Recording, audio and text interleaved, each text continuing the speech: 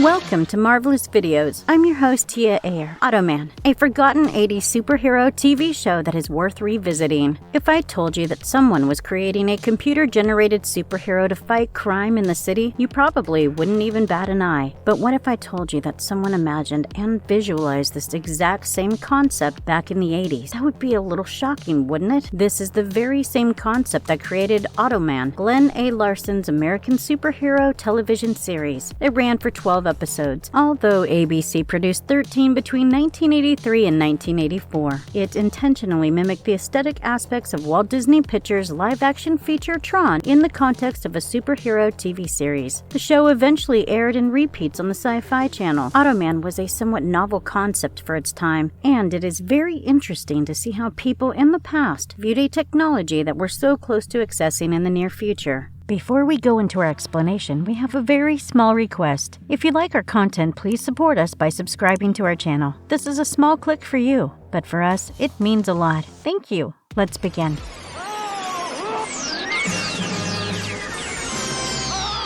What was the show all about? Automan, also known as the Automatic Man, follows the exploits of a police officer and computer programmer named Walter Nebeker, played by Desi Arnaz Jr., who has created an artificially intelligent crime-fighting program that generates a hologram, played by Chuck Wagner, capable of leaving the computer world at night and fighting crime. Walter Nebeker, the expert programmer and police officer, creates a crime-fighting AI at the police mainframe, powerful enough to spontaneously bring to the real world a program's hologram, who introduces himself as Automan and resembles a program in Tron. His body glows with geometrical patterns in neon cyan light. In the real world, Automan pretended to be a federal agent named Otto J. Mann. He worked with his creator, to whom he was wholly devoted. Except for Walter's close partner Roxanne Caldwell, played by Heather McNair, this was a closely guarded secret.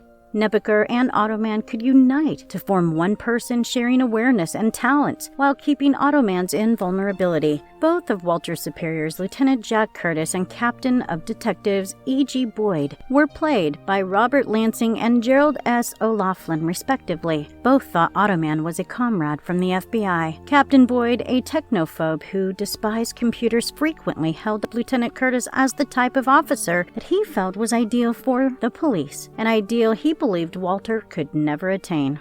The series is definitely influenced by Steven Lisberger's previous year's blockbuster, Tron. Donald Kushner and Peter Locke, who previously collaborated on Tron, serve as Automan's operating producers. The goal of this collaboration was to minimize obvious plagiarization while also providing respected credibility to the series. Notably, the central narrative is the inverse of Tron's. A computer program is brought into an actual world rather than a human being being transferred into a digital one. Although the visual effects appear to be comparable to those employed in Tron, they are not. The actor playing Automan is dressed in a suit with reflective plates and lighting components, and the takes were taken with a beam projected over the actor. The final product was improved in post-production.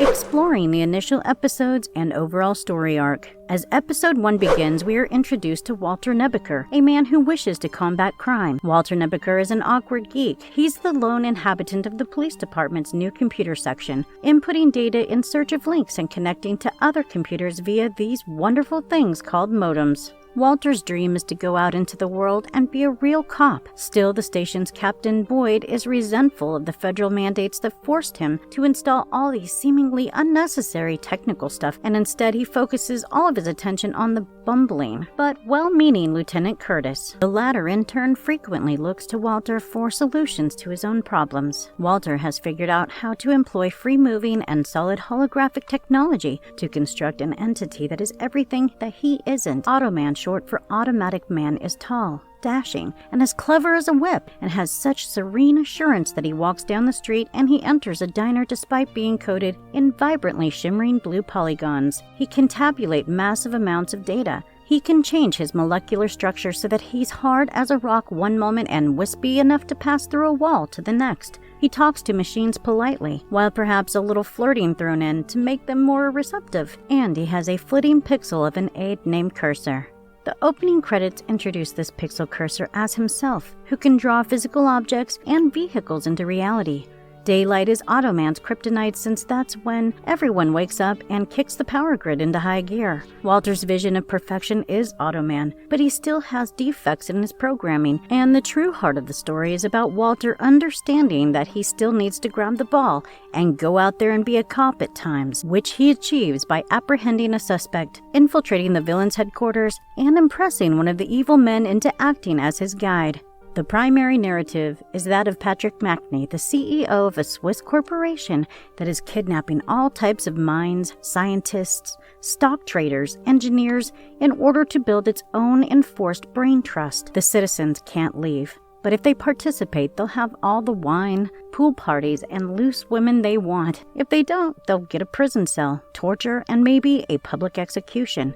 It becomes rather grim when Curtis and a female Interpol colleague are brutally added to the captive collection. When Automan and Walter appear, the tone shifts entirely into fantasy mode. A pair of thugs that have been cold, capable, and efficient up until this point start after our heroes, who have been taken to the road in their neon autocar. The autocar abruptly makes a 90-degree spin and vanishes. The thugs slip and crash into a shop, leaving these two seasoned thieves in a humorous daze. In an unusual twist, the genesis tale of Automan is told in the manner of a 2-minute opening montage. It's intriguing to leap right into the central plot with Automan already created. In another weird twist, while the rest of the department is still unaware of Automan, Walter's love interest, a lovely blonde called Roxanne, is aware of the secret. She still only believes it half-heartedly, but not only does Walter explain the objectives and history of his invention to her, but she also gets to meet Automan in the flesh. In the second episode, when an informant supplying information on the mob's effort to acquire a casino in Las Vegas is abducted, Walter and Automan investigate electronic records and discover the trail goes to an influential judge who happens to be the police commissioner's best friend. Here we are introduced to men in suits who look like accountants. They have sneering mustaches, peering glasses, and insidiously well-groomed hair. These individuals have used their casino to transfer mafia money around so that the most law-abiding judge seems to be a filthy rat in the hopes that he'll go down and take a lot of ongoing cases with him. The story also brings Automan to a disco. The music is obvious, but fun house brand renditions of Michael Jackson and the Bee Gees. Automan is progressively swept up by the moment and begins removing his polyester suit to display the glowing polygons beneath until Walter strolls into the room, pauses in a daze at what he sees, and exhales, "Oh my God!" The bond between these two is what really makes this episode. Automan has incredible talents, but his knowledge and programming are limited, so Walter just can't sit back and let his invention do all the heavy labor. And there's another unpredictable aspect that keeps Walter on his toes. Automan is beginning to work around his programming. Automan takes the initiative several times, such as when he tries changing his own look or goes to Vegas on his own. There's even a serious moment when he confronts his creator about his limits, albeit it ends on a giggle and is never followed up on this episode. It will soon be subject matter for later episodes, seamlessly intertwined with the main protagonist's crime-fighting sprees. Put me down! Naughty boy. Don't hurt me! Automan, the crime-fighting protagonist. Walter Nebeker is the primary protagonist of the TV series Automan. He built an artificially intelligent crime-fighting software that spawned a hologram, Automan, that was able to leave the computer world and enter reality to assist in the battle against crime. In the actual world, Automan possesses superhero-like talents, yet he absolutely fails in human interactions. He can manifest conveyances, such as car, aircraft, or helicopter, with the help of a companion polyhedral and free-floating entity named Cursor, which is similar to Tron's bit. Cursor can create three-dimensional wireframe automobiles and materialize them in seconds at Automan's request. When the constructions are no longer required, Cursor may remove them using the opposite procedure. As a side result, Automan's automobile only rotates at a 90-degree angle, since it employs the same algorithm as Pac-Man, as developed by Nebeker, and defies physics by turning around instantly. Due to inertia, human passengers are inevitably buffeted around inside during such spins. The most frequent forms of these were an automobile, popularly known as the autocar, an airplane, and a helicopter, all of which could defy physical rules. Nebuchadnezzar and Automan can unite to become one person, sharing awareness and abilities while keeping Automan's invulnerability to gunfire and explosives. Only Automan form, a human head atop of a luminous torso composed of circuit patterns and flickering lights, could be seen during the merges.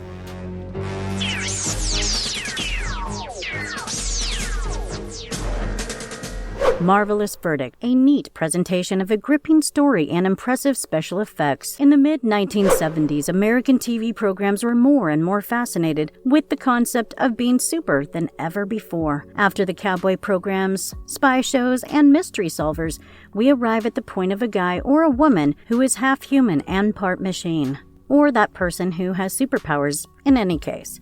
It's a well-known subject in old comics, but the revelation, or revolution, occurred on television in the 1970s. The 1980s were rife with upbeat TV action programs that we no longer see. It's easy to miss the old popcorn dramas, which were nothing if not entertaining, and gave plenty of light reprieve from the stresses of daily life. Even if they only lasted one season, many people enjoyed them. When an American TV program was terminated, it was of little relevance to the rest of the world back then, and therefore we never found out why these fantastic series went away. Automan was born around the beginning of the 1980s. It was a brilliant and amusing concept. The slogan, "A computer-generated superhero and his human creator combat crime in their city," was music to everyone's ears. Consider a talking computer in the shape of an athletic good guy, with a hilarious human companion who is always in action. The ironies are limitless.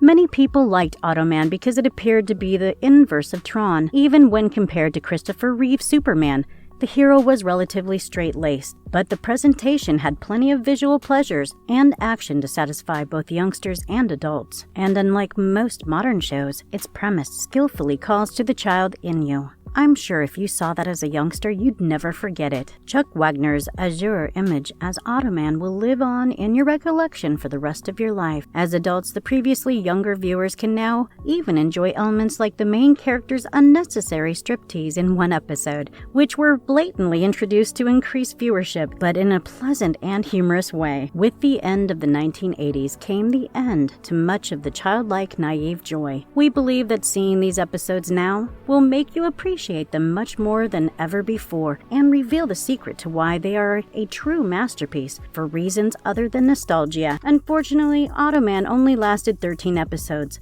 We won't argue that 13 is the unluckiest number for many canceled series, but let's just say that this show could have given us a few more chuckles before ending so suddenly. Quick, Cursor! Conclusion. Automan is an enjoyable show overall, with quirky special effects and a storyline that was a very interesting experiment for its time. The actors pulled off their characters well and added even more charm to this old-school classic. This show will be an exciting watch for those of us who wonder what the older generations believed about the evolution of technology. It is also a compelling watch for enjoyers of old-timey sci-fi media like Tron.